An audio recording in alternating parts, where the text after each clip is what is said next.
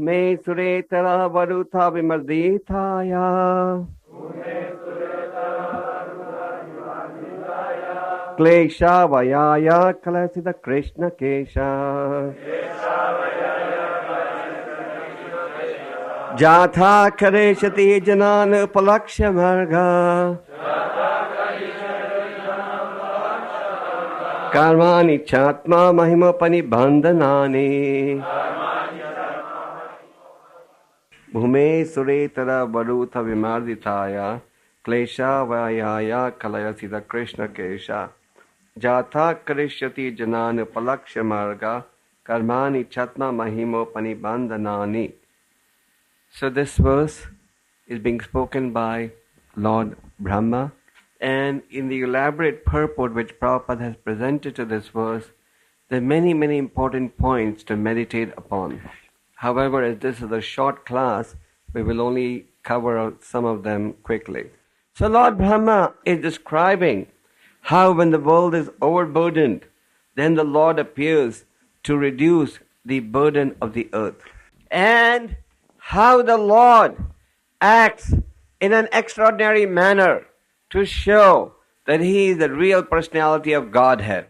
Actually, as Lord Brahma is saying, no one can actually estimate the greatness of God, because the opulences of Krishna are increasing every minute. So how can you estimate His unlimited transcendental glories? Just like we're having the Bhagavatam class now, but by the time we finish the class, His opulences would have expanded even further. Therefore, it is said that even Ananta Sesha doesn't have one tongue, two tongues. He has thousands of tongues. But even with thousands of tongues, he cannot fully describe the unlimited transcendental glories and qualities of the Lord. Lord Brahma is clearly establishing that the Lord's qualities are transcendental. Transcendental means beyond the material modes, something that does not get contaminated.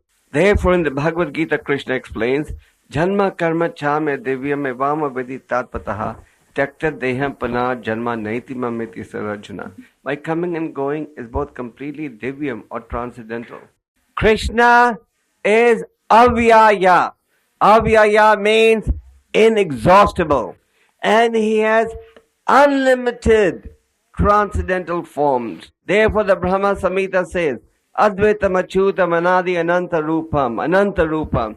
Ananta Rupa means unlimited transcendental opulences, unlimited transcendental forms. And in these forms, He always performs activities which nobody can ever perform. Just like once upon a time, the Lord incarnated as a fish. There are two fish incarnations of the Lord, just like there are two boar incarnations of the Lord. The first Matsya fish incarnation appeared in Swayambhuva Manu's reign, and the second one appeared in the reign of Chakshusha Manu.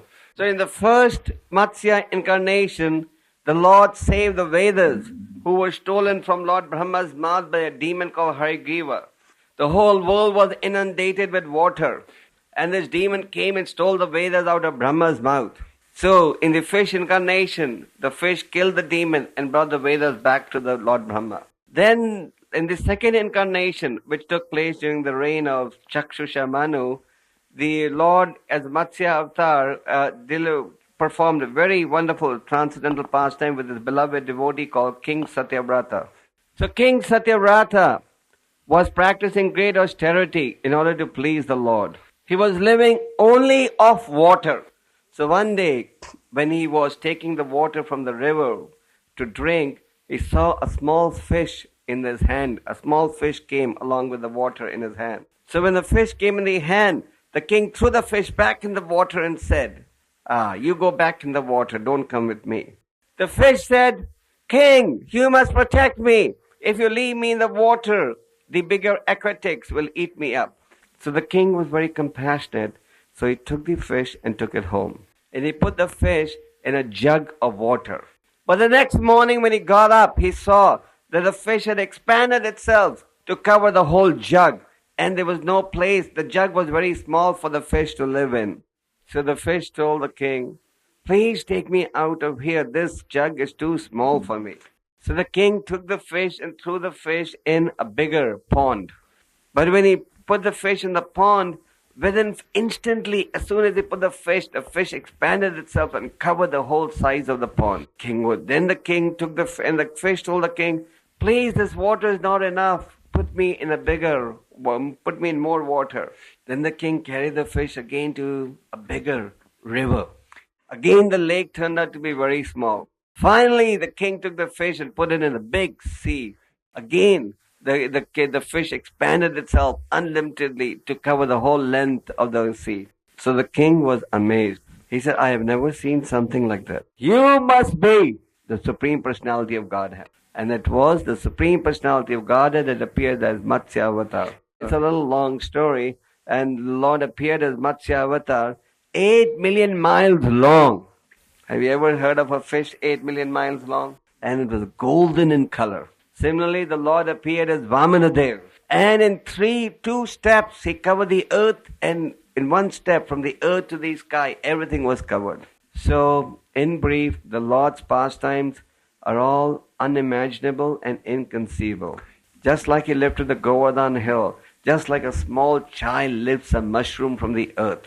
So Lord Brahma is establishing for the benefit of all of us that Krishna is inexhaustible and he is always transcendental. So the Lord has 2 kinds of parts and parcels, as Prabhupada talks about in the purport. One is known as Vishnu Tattva, the other is known as Jiva Tattva.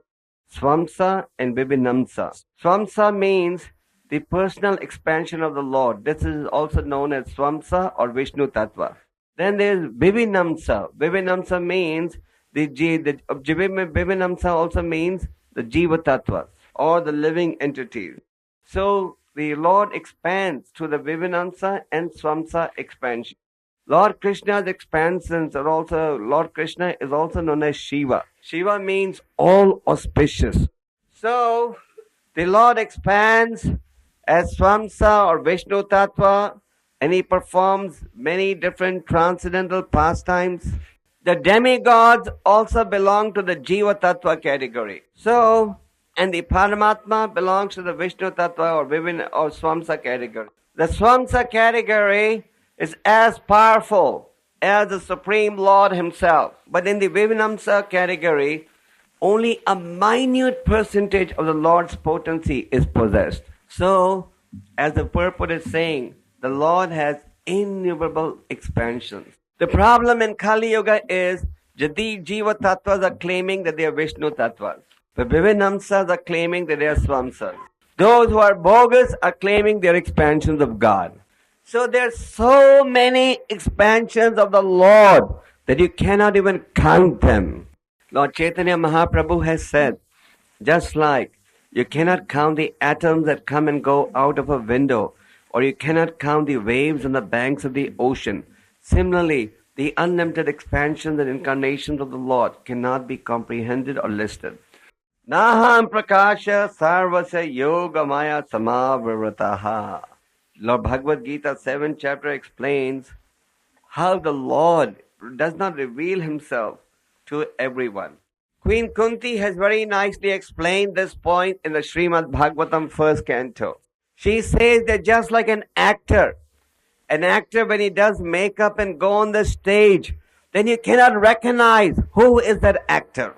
Just like in our ISKCON temples when we do dramas, different devotees play on different roles. And then when the actors come on the stage, even devotees want to know, which devotee is that playing that role? So Queen Kunti says that just like an actor on the stage cannot be recognized because of the makeup and the different role that he's playing. Similarly, she says that Krishna cannot be recognized except to one who takes the process of bhakti. Therefore, Lord Brahma says, Premanjana churita bhakti vilochanena santaiva sardaiva hrideshu vilokayanti. To one whose eyes are anointed with love of God, can the Supreme Personality of Godhead become visible. Therefore, in the Bhagavad Gita, Krishna talks about different types of yoga. Talks about Sankhya Yoga, Jnana Yoga, Dhyana Yoga, but in the end he concludes, Bhakti Yoga is the medium. So in the purport, Prabhupada says that Krishna always appears like a youthful boy of 16 years. He does not age or change with the passage of time. You and I get wrinkles on the cheeks. as we get older. Our hair turns white. Our eyes become weak. Our legs and hands become weak.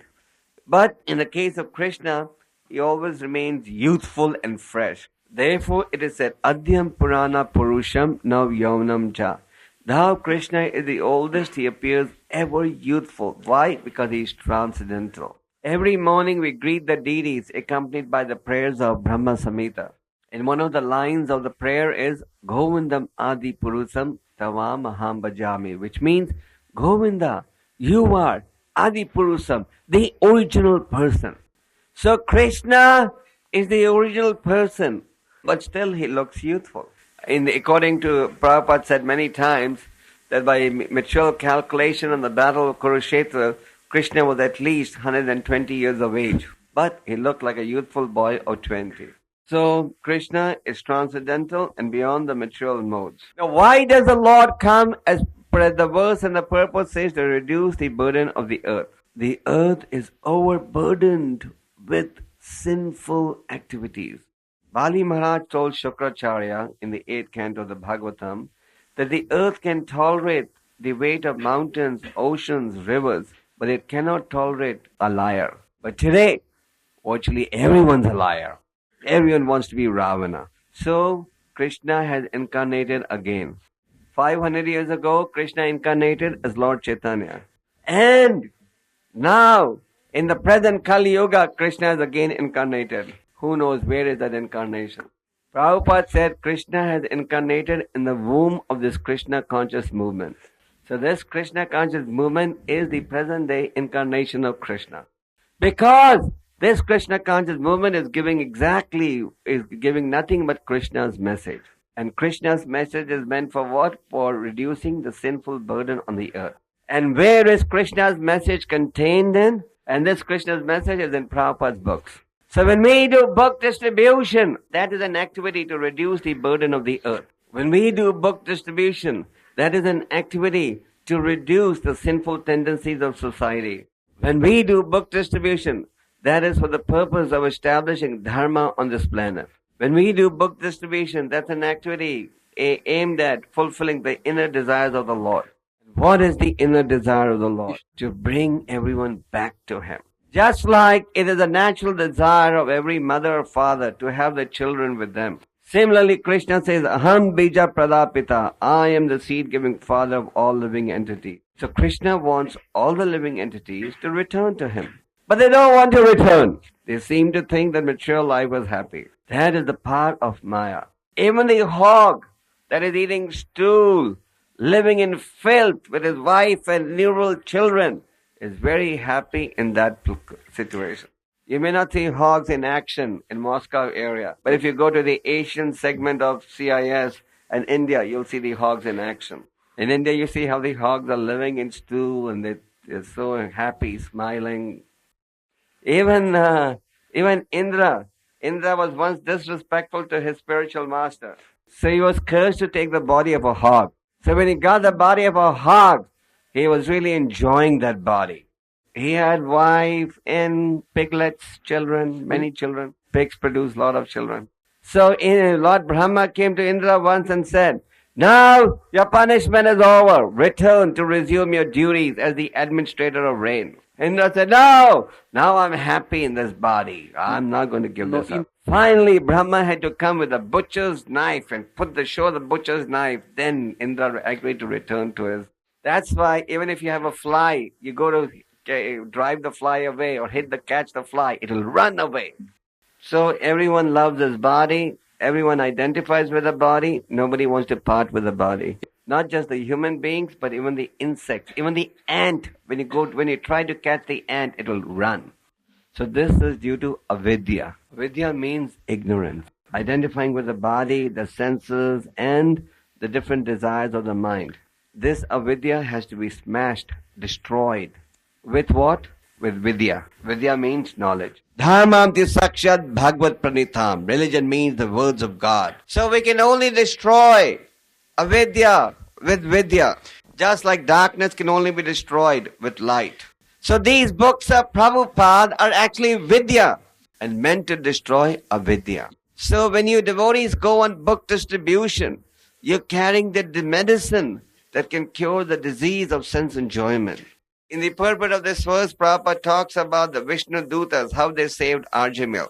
So the devotees of the Lord, the devotees of this Krishna conscious movement, all of you, whether you're a new bhakta of 1 day or whether you're a devotee of 20 years, all of you are also Vishnu Tattvas when you're acting in the capacity as agents of Lord Vishnu. So as Vishnu Dutas, our businesses to go house to house, village to village, city to city, and give and beg people, please take these books which have nothing but Vidya. Take these books because they will give you the path of real happiness.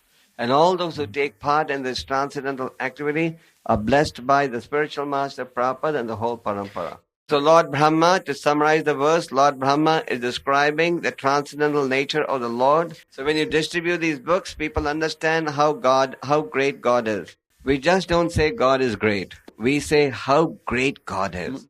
And once you understand how great God is, then you understand how small you are. And then you have been sincere, you will want to serve the greatest. And we can serve and inspire others to serve through the medium of book distribution. This is one service that Krishna never forgets, the service of the Sankirtan devotee. Well, because those who endeavor through difficulties to preach the glories of the Lord, they automatically become dear to the Lord. So here's an opportunity, the Prabhupada Marathon, to become dear to the Lord. Hare Krishna. So I won't take any questions because they have to have an Ishta Goshti now. Otherwise it will get late. So I hope that everyone will take part in the Prabhupada Marathon. Hare Krishna. Prabhupada said, if you love me, then distribute my books. So please wait. Nobody should leave the temple room with Ishta Goshti by Krishna Kumar Prabhu and Yamraj. Hare Krishna, Hare Krishna, Krishna Krishna, Hare